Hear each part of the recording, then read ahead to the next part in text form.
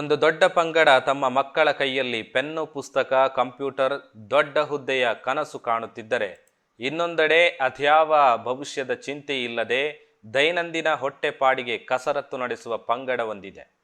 ಎಲ್ಲರಂತೆ ನಮಗೂ ಬದುಕಬೇಕು ಎನ್ನುವ ಆಸೆ, ಮನಸ್ಸು ಇದ್ದರೂ ಹೊಟ್ಟೆ ಬಿಡಬೇಕಲ್ಲವೇ?